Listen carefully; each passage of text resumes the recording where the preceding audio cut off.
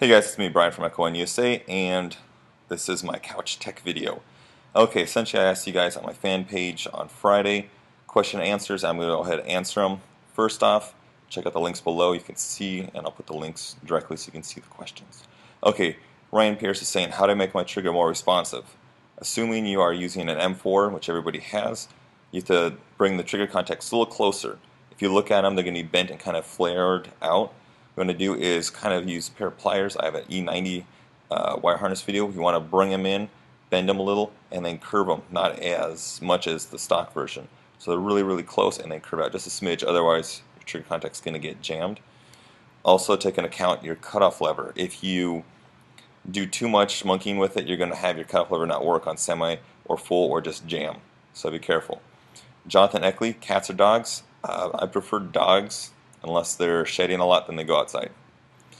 David Clark is saying zero trigger for M28. What's the deal? Is it good? Waste of money. The stock trigger guard for the M28, it already has a little adjustment, so you can bring the trigger forward a little more, and also the spring tension. That's good and basic, but if you want to buy a zero trigger, it's your call. Back in the day, I had one on my Maruzen APS2. It was expensive.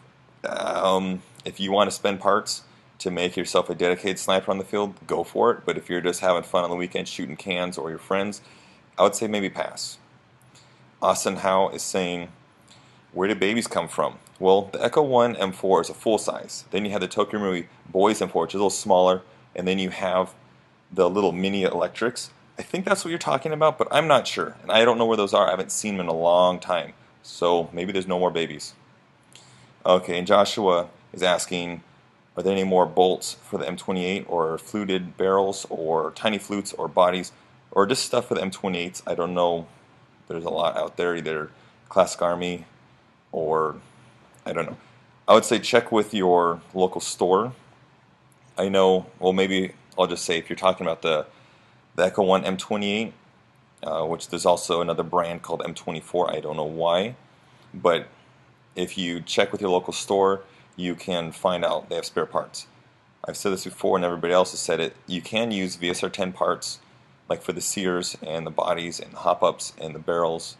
So you can use that. I would say check with them. Back in the day when the M28 first came out, Frank from Airsoft GI, he made a tricked out M28 to show us, and it was crazy. So the trick is talk to your local store. Build that relationship and say, hey, I come here all the time. Can you guys build me a gun or find out? You know, don't just search online. You're not going to find anything. You have to actually talk to people. You get it. Okay. Josh is saying how to make a full auto gas pistol when it's a semi-auto one to start with. You have to sand the sear down, but then you're going to have the gun when you pull a trigger and shoot. It's just going to be a runaway gun, and you're going to dump the mag, freeze the O-ring and the plastic parts, and break it. There's no point.